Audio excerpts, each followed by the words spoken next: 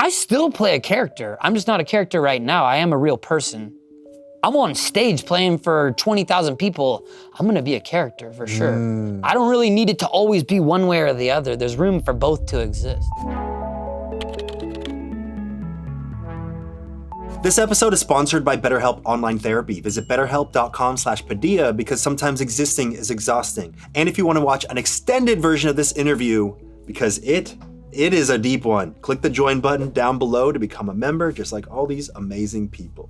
Anyway, back to Oliver Tree. Hello, Oliver Tree. Hello. Hello, how you doing? Doing good, how are you? Good. I feel like we're seeing a very different side of you today. The costume off. The costume off, the character Yeah. is gone. How does it feel sitting here on camera being genuine though? You know, not being your I feel character. like it's not that big of a deal because this is how I talk to people all the time. Yeah. So it's just normal. The other thing is more like, oh, I have to prepare. This is a lot easier. Pretty much do no prep. Do you I don't have to usually- dude, I'll do interviews where I film the interview with my friend asking me questions that I think they could ask. And I usually try to run the interview where I give them the questions to ask me. Sometimes I'll bring out, like I did Steve-O's thing, I interviewed him, I had 100 questions written for him. So like, this is very easy. It makes my life a lot easier. You kind of over prepare. I do it because I want to make it something special and I have to get Yeah. all these props and these things and it's like, Jesus. Could have just shown up with a t-shirt. When I first started doing these interviews, I would do like 40 hours of research on the guest. And what, you did 1 hour on me? Yeah, that's it. You know, I pretty much got through your whole catalog that quick. Found some nude pics in there. I don't know how that came up. Was it on the Spotify? It was on the Spotify, yeah. My manager did that. He's my old manager, I fired him. Yeah, he should be fired because they didn't look that glamorous. Yeah, Yeah. I was eating good. Yeah, I mean, you gained all this success and popularity as a character, as Oliver Tree, the character, the persona. Can you describe what that character was like? I mean, I feel like it was myself and authentic to me, but turned up to, I want to say an 11, but it's probably more like a 22 or something like that. But just taking everything that was true about my life, but then overdriving it, So the haircut was the haircut I had my whole life. I was too scared to get any other haircut. The jacket was something I stole from my mom and my dad would wear it in the 80s. Like I have pictures of them skiing with it. So it was almost like a family relic. The pants were the pants I always wanted. The socks and sandals, that's like the shoes that were kind of the most goony shoes. And the glasses were like the little glasses I would wear as a kid that made me feel cool. So it was kind of taking all of the things that really was the most ridiculous versions of myself and kind of just like putting it into one place. And so it came out of necessity. I had my first opportunity to be in a music video where I would be on MTV. And I was like, how do I want to present myself? Do I want to try to sell sex and blend in with everybody? Or do I want to try to stick out like a sore thumb and do something different? And for me, I just felt like as an artist, it didn't feel right trying to use like sexual attraction as my main device to try to get people to get behind my art. So I was just really turned off by that and I decided, hey, I'm gonna go with the route of like try to look as ugly as possible, hence this beautiful ugly haircut that I have. it worked. Work. You turned yourself into a meme? Yeah, and I can still make more memes, but like, realistically there's more than just the meme, I kind of thought that your music would be shallow before I listened to it just because I've just seen images, like I've seen different just clips. I haven't seen any I didn't sit down and listen to a full song until much later. And when I listened to your music, I was like, oh shit, this is deep, this is vulnerable, this is tapping into a place of genuine self-expression. There is that creative art side that I can see matches the visuals to a certain degree, but it felt so much more vulnerable and genuine than what I was seeing. Right. And I think in the music you could see the real guy and get a sense of who I am much more. But then like the image was just the exact opposite. Yeah. And for me that was actually fun because I'm so into the idea of juxtaposition, Yeah. taking things that don't go together and trying to find ways for them to fit because in art, there's only so many songs that can get made. There's only so much lyrics and chord progressions that work in the pop context and just in general. So everything's played out. It's pretty much already been done. So I've found as an artist, one of the few ways that you can do new things is by meshing together things that probably shouldn't go together. And so when you look at my project, it's pretty much at the core a juxtaposition. What was the goal with the character? Was the goal to create that mask, to say like this is totally different than the sound, it's that juxtaposition? Was it a way for you to kind of give something else for people to focus on while you were able to express that genuine, vulnerable side of you? That's a good question. I think the answer ultimately is, as an artist, my job is to put up a mirror in front of society. So to show just how ridiculous and how stupid things have gotten, I kind of had set that mirror up to show society, hey, this is kind of like an extreme version of where we're at right now. So when you fully dove in with the character, it was really to grab attention and have them then pay attention to the lyrics and Who's the they? meaning. I guess audiences? Right. Yeah, it was just a way to see like, okay, like for me, I think it also stemmed from, I spent many years of my life with another project and I tried to take myself so serious and I was like, oh my God, like why won't anyone take me serious as an artist? Like this is so, like mad at the world, you know, and trying this angle. And I think like when you're focused in, hyper-focused on trying to do something and it's not working, you have to look and find another exit or entrance in. So it's like, are you familiar with the idea of the quantum leap? Tell me about it. I'm not super well versed, but a friend gave me a book and I don't read books. I was like, bro, I'm not gonna read this. He's like, you gotta read it. It's only 40 pages. I was like, I'd like to say I'm going to, but I'm not. But I did read the first 2 pages. Oh, okay. But you got enough. You got enough from that.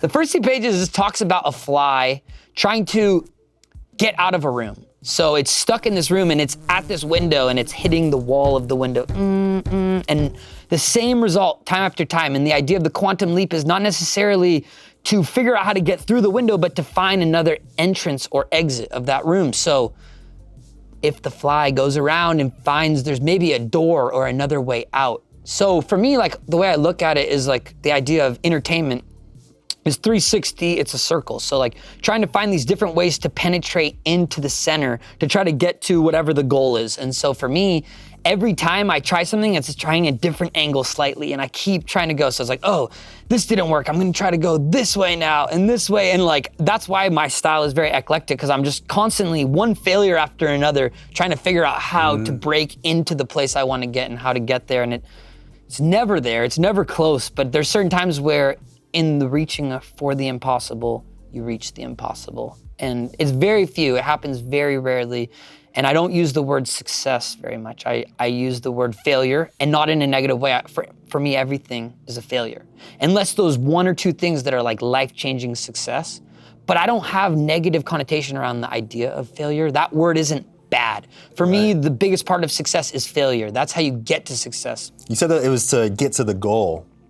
Have you put words to what that goal is? For me, the goal is to inspire as many people as I can while I'm alive. And so that's why it's like the need of the shift of like, okay, how I present myself isn't serving me to make the greatest impact. If I'm just gonna always be that, there's gonna be a large margin of people who are always off put by that. So the greatest inspiration that I can make as a human and harness is not gonna be able to be reached if I'm just stuck in that character, which is very one-dimensional. You know, it only shows a small part of my range, especially like if I'm here doing an interview with you, and now what, I'm gonna put you in a headlock and we're gonna fight, and that's like every interview I do for the rest of my life. I kind of did that and got it out of my system, and there's still room for me to go back to that, depending on what's the right setting for that. How would you know if you reached that goal? Or is there ever gonna be a time when you're satisfied and you're like, that goal has been reached? The goal won't ever be reached, but that's not the reason why I do it.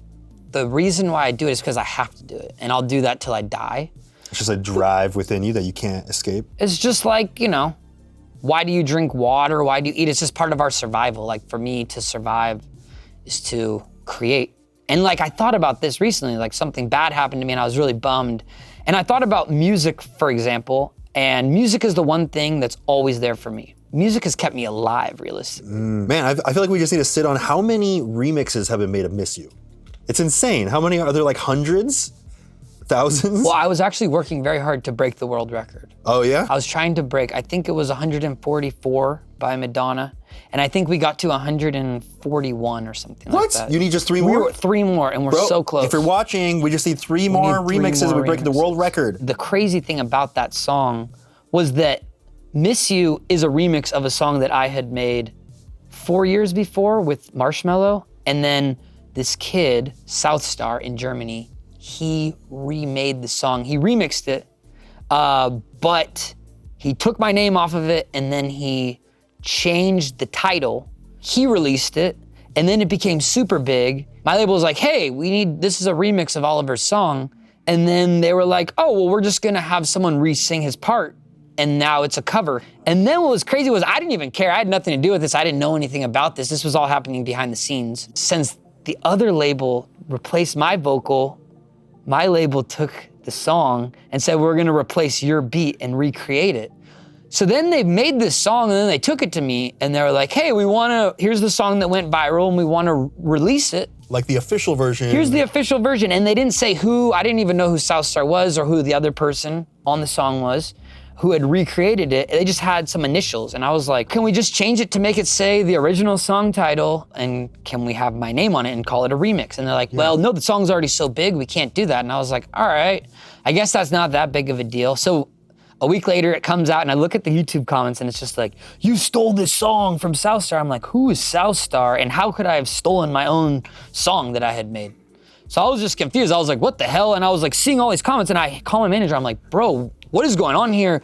We gotta take this song down. I don't know what's going on here, but like, I don't want any part of this. And then like, my manager was talking with the label and they're like, it's all good. Like it's all being resolved and it will be resolved soon. I was like, okay, cool. And then like a week passes and the song starts going crazy, more viral and I'm like, what's up with the song here?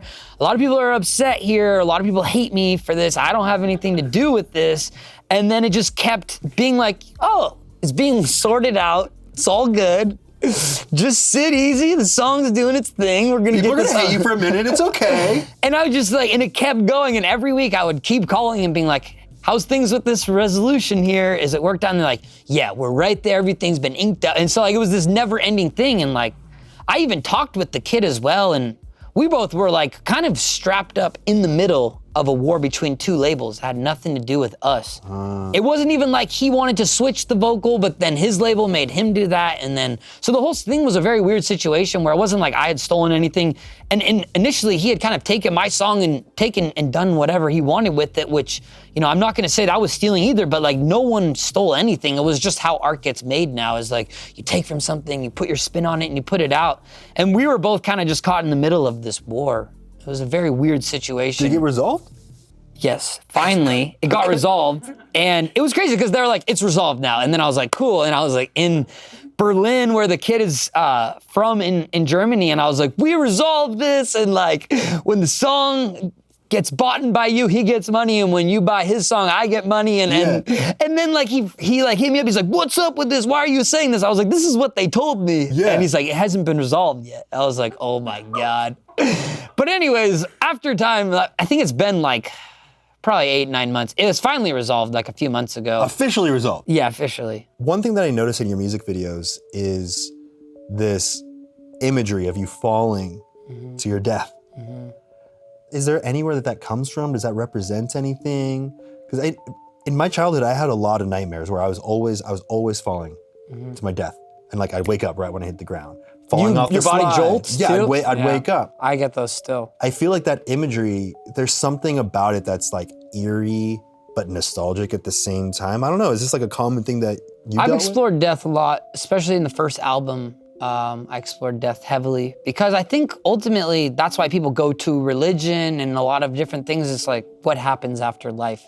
And so as an artist, it's something that I ponder and to process the thoughts, and especially because I've lost people in my life when I was younger, and it was pretty heavy duty for me. That was always a big thing of like, well, what happens after life? And almost in a way, preparing myself for my own death. And so kind of like putting myself into those scenarios and kind of living it so that I could kind of experience it and process it so that it's not such a big deal, because death is like something that, especially in the West, we don't really know how to talk about it. And it's kind of something we sweep under the rug. And it's like, well, someone died and we go to the funeral and then let's not really talk about it too much, Makes it scary. Yeah, let's remember the good memories, but let's not talk about the death side. And in the East, in certain religions like Buddhism, it's like they're spending their life training for death almost. How do we like try to like skyrocket the farthest we can when we pass, and how do we make the next life better? And so much is centered around death.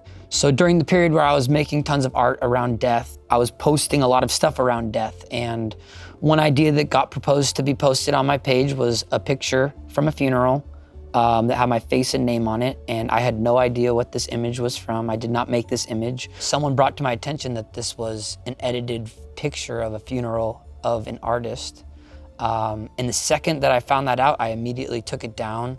I apologized to that person, and I made a post and said, hey, you know, the image that I posted, I very much sincerely apologize. It's a horrible situation. I sincerely apologize to the family, the artists, their fans. This was not an intentional thing. I had no idea what this sourced image was from. But I saw it. I didn't ask twice about where the image came from, and it was posted on my account. And honestly, the biggest regret of my entire career, this is something that I can't even put into words.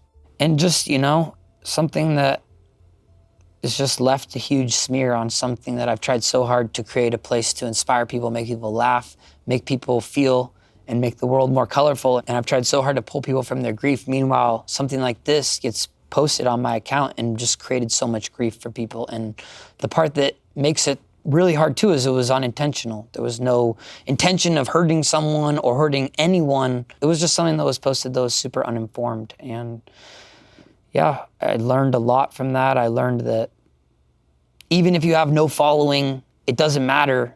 This is something that still could have a big effect. And it doesn't matter if you have 1 follower or 1 million followers, you should know what everything gets posted on your account is from. And you should make sure that it's something that isn't gonna cause grief to people. Quick fact, Rocket Money is sponsoring this episode. Most people think they're spending about $80 a month on subscriptions when it's actually closer to $200. I will be the first to admit that I am one of those people who realized that they were being double charged for things that I didn't even remember signing up for. Like I guess I signed up for Spotify with 2 different emails and was getting double charged. Rocket Money is a personal finance app that finds and cancels your unwanted subscriptions, monitors your spending, and helps you lower your bills all in one place. With Rocket Money, you can easily cancel the subscriptions that you don't want with just a single press of a button. No more long hold times or annoying emails with customer service. Rocket Money does all the work for you. Rocket Money can even negotiate to lower your bills for you by up to 20%. All you have to do is take a picture of your bill and Rocket Money takes care of the rest. Stop wasting money on things you don't use. Cancel your unwanted subscriptions and manage your money the easy way by going to rocketmoney.com/Padilla. That's rocketmoney.com/Padilla. rocketmoney.com/Padilla. The show is also sponsored by BetterHelp. Oftentimes in life, we're faced with tough decisions and the path forward isn't always clear. No matter what you're dealing with, whether it's anxiety, depression, or thoughts that keep you up at night, therapy helps you stay connected as you navigate life. And trusting yourself to make decisions that align with your values is like anything. The more you practice it, the easier it gets. As I'm sure many of you know by now, I've been a huge proponent of therapy since I started going about 6 years ago. It's been hugely helpful and given me the empathy to understand my past self, which has in turn allowed me to better understand my current self. So if you've been thinking about starting therapy, BetterHelp might be perfect for you. It's 100% online and designed to work around your schedule. All you have to do is fill out a brief questionnaire and you'll be matched with a certified and licensed therapist. Plus you can switch therapists at any time for no additional cost. Get a break from your thoughts with BetterHelp. Visit betterhelp.com/Padilla to get 10% off your first month. That's BetterHelp, HELP.com/Padilla. Now back to the world of Oliver Tree. You mentioned that you dealt with a lot of death and hardship in your life. Is that, you mentioned that you're sober, you used to have all those addictions. Mm-hmm. Oh, I don't know if you're fully sober. I am fully sober, Nice. yeah. I do drink coffee, but Damn. that's it. That's pushing it. I know. But yeah, I mean, I think weed has been encroaching 3 years, alcohol 2 years. Tobacco was like the hardest one for me to cut off. That was like, I would say it's been like 10 months or something. But I mean, hard drugs and everything has been like a few years as well, maybe 4 or something like that. But yeah, it's hard. It's hard to get off substance. For me, I like struggle with it, and I've done every drug under the sun. Were you numbing? Yeah, for sure. I started getting into drugs after my cousin passed away, and I was like, I could die at any moment, and like, what else does this life have to offer? And I think that was my excuse of trying to numb the pain of that. And so like, before that, my friends were like, we're gonna smoke weed, and I was like, whoa, we're definitely not. And they would go out and smoke without me, and so like, I was like, raised with the right ideas, but you know, we have to go down those paths ourselves, and someone can say, don't do that, but you kind of have to learn it on your own. And also, yeah, touching on the death thing, it's like I had enough experience where I did enough drugs and I was kicked out of my parents' house in high school, and they like threw all my clothes out and threw all my DJ gear on I used to be a dubstep DJ back in the day. Oh hell yeah, it was with Skrillex, right? I played with Skrillex, yeah, in high school. But it was one of those things where like even that scene, you're like around all these people that are basically zombies. They're like dilapidating themselves. Each time you see them get more decrepit, they're like, oh, tripping out. And so you're kind of just like, what am I contributing with this? And then once there's this story, and I won't get into it, but it's like I had a rebirth at Burning Man where I went on a family vacation and I ended up taking way too much acid and a lot of some other drugs as well. And I was running naked through the desert. And then basically I watched my funeral play out and like my death. And I went to my own funeral. And so these things played a huge factor in my storytelling with death. But ultimately, I'm working on other things as well, and death is so intertwined with that because I'm still trying to understand my experience with what I've seen and what I've seen through those trips, and being able to kind of like let that play out through my life because it's such a profound thing. And I guess we're always just preparing for that moment. What did seeing your own funeral, your own death teach you? Well, the best part of that story was that I woke up the next day and I was alive. And I got to say, oh my God, I'm alive. Like my body was covered in cuts, my head was warped. I was trying to pull my head open to pull my brain out of my head. Oh. And my head was like warped and my whole body was covered in cuts from my feet to literally my face. That alone was something that made me rethink everything. I'm like, no way. I get to be alive again. I get another shot at being a human.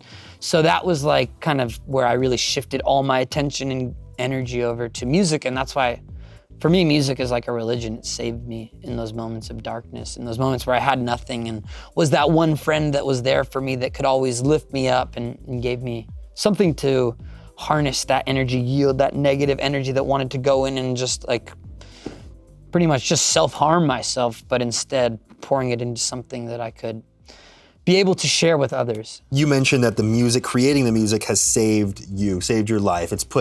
It's allowed you to put your energy toward something. One thing I feel like a lot of people don't talk about is that, you know, in the creative expression process, you are releasing emotions that otherwise would kind of be trapped within you.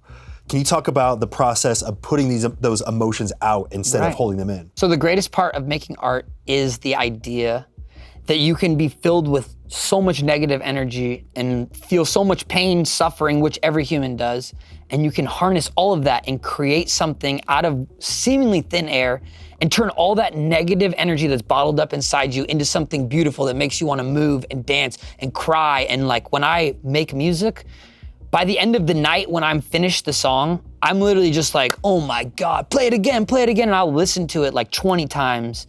And I'll listen to it on the ride home, and when I get to bed, I'll lay in bed and listen to it. And if it's really good, I'll know because the next day I'll wake up and start listening to it again. But pretty much that's the experience, is I make it for myself exactly where I'm at that point in that moment in time. And it's made to my exact taste that I love in this moment and the suffering and pain I'm going through.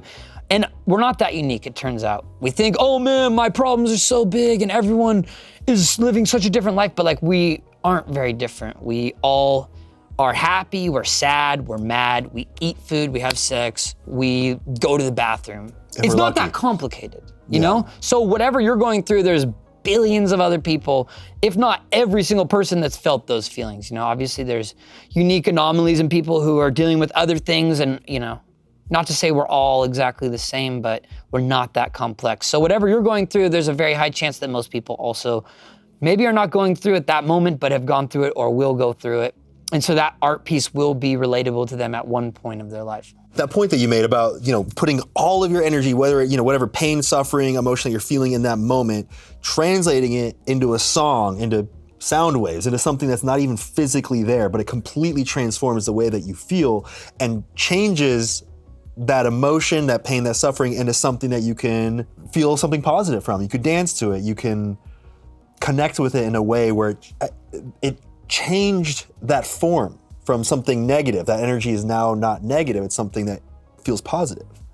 I think that's just so interesting. I think that is, the power of art. And that is why so many people connect with your music, with, you have lyrics that are dark, that express the pain that you're going through, but yeah, it's almost addictive to listen to it. Like I have not been able to get your song Miss You out of my head for like the past 2 weeks.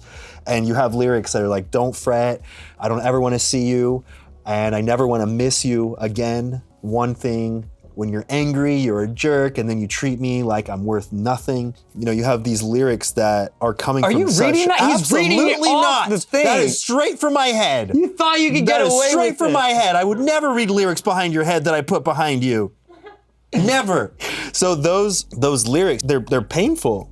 If you just break it down to just the words, if I were to read that in a letter that someone gave me, I'd be like, damn, this person was feeling such pain. And I'm sure you remember to some degree the pain that you felt in writing those lyrics, but you've changed it into something that's catchy, that people get behind, that that's addictive to listen to and dance to. I think about that often. It's about harnessing energy and yielding as much of it as possible and pushing it into something else. Because it's the time when you need the music the most. So it's like, I find too, and I would be falling in love, and I've fallen in love many times throughout my life, I think 5 or 6 times now. And realistically, when you're feeling in love, you don't feel the need to create as much.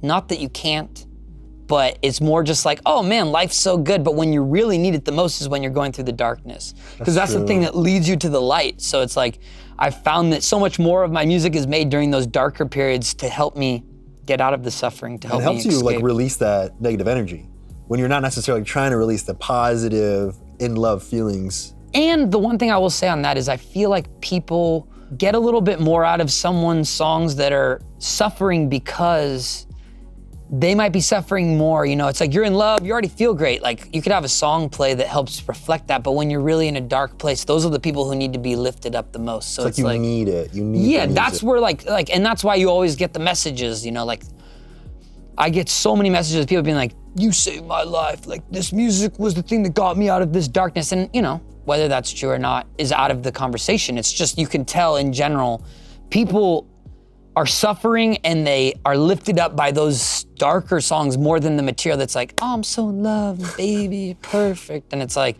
cool, we're already in that good mood if we're in that place of mind. But when you're in the darkness is when you need to be having someone help lift you up. Making art in general, you're putting yourself out there, so people are gonna shit on you no matter what. Fuck 'em. Who cares?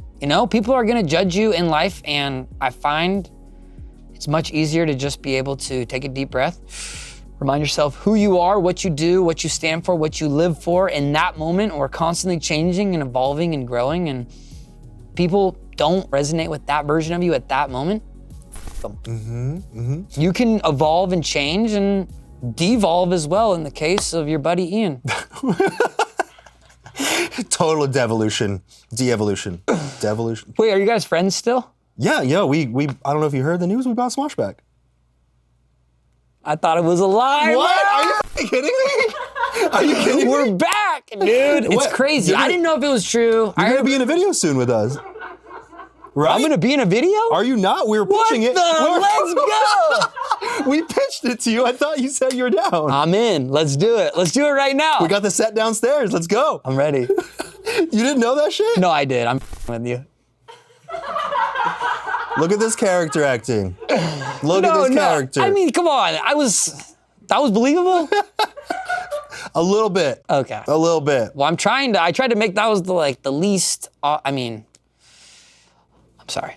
But the new album, you gave me a preview of the new album, which just dropped, and it seems like it's coming from a lot more of there's some romance in there. There's some positive, in love lyrics in there. Right, and that's the thing. I always would be falling in love and then I forget to document it. And this time around, I was like, I gotta capture some of this because this moment comes and goes, and if I don't catch this right now, especially when it's blooming at the earlier phases of it, that's when it's the most intense as far as like the realization. And I feel like every time we fall in love, it feels like we're falling in love for the first time again. It's so powerful. And so it's as if you've never fallen in love. And so I was like, wow, I really need to really document it this time and not go out of my way to do it, but I just made sure, hey, I'm gonna go a little extra right now and try to try to capture this, because it's always the other way around where I'm like, oh man, I feel so great and I'm gonna enjoy this. And then I forget to document it. And then I'm like, oh, here I am picking up the pieces. And then I'm like trying to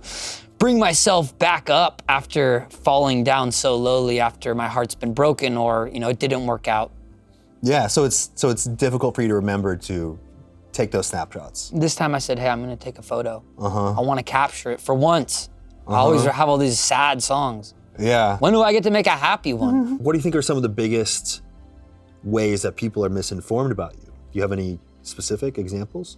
You deal with seeing people have ideas about you that are just completely like, where the fuck did that even come from? I had dated another artist, and when we broke up, her fans came after me and she had asked them, hey guys, please let Oliver be, we're on good terms. And crazy enough, that just made more people be sending me more death threats and more things, which I have no idea even how that is the response to asking someone to leave you alone. She released an album recently, and her fans speculated that it was about me.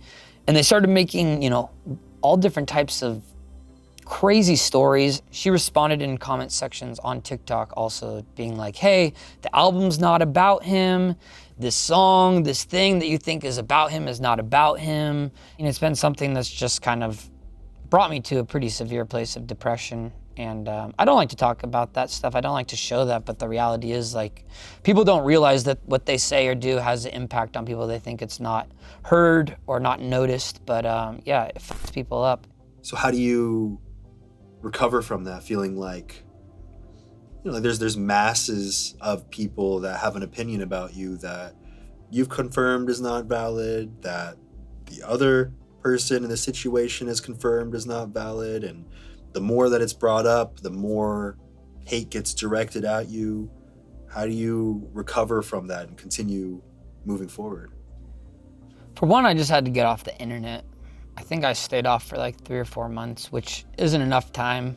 I would prefer to just not be on the internet, but part of my job when there is an album cycle is to be on the internet, so I had to go back on, obviously, after a long enough period. And one of the things is just working on your mental health, putting my energy into my creations and my dreams and not being focused on, all the negativity. I could look forever and find people who hate me for any reason, whether it's the way I look, who they think I am, what they think I've done. But the truth is that that's not gonna help me make more art to inspire more people to do more with my lifetime. It's just gonna make me curl up into a ball and feel like I never wanna go outside. So for me, it started with just cleansing myself off the internet, just being focused on creation, which is what I do and why I got into making stuff. What's something you wish you would have known when you first got started? Well, I think that we live with this idea that we are gonna get there and we will arrive. But the thing is, whenever you are doing a job like that, the bar just keeps going further and further away. So no matter what, no matter where you go, like me and my managers would talk and be like, when are we gonna do it? Next year, are we gonna finally get it? And then we're like, next year. And that's every year. Even when we get to the thing that we were hoping to get to, it's like, next year it's gonna get good. Just wait till next year. And it's kind of this like thing where at a certain point you stop talking about it because you're like, next year's never coming.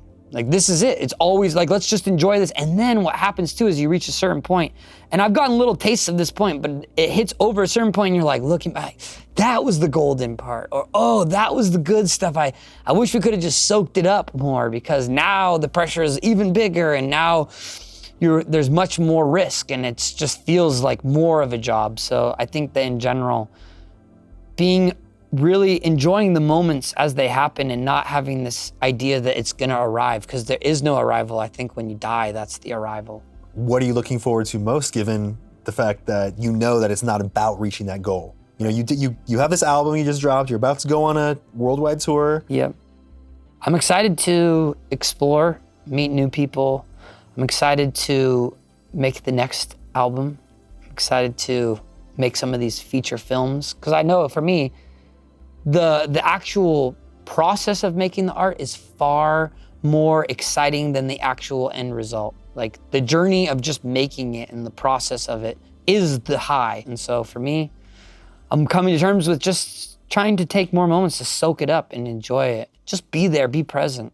It's gonna be over shortly, Very shortly. just like this interview.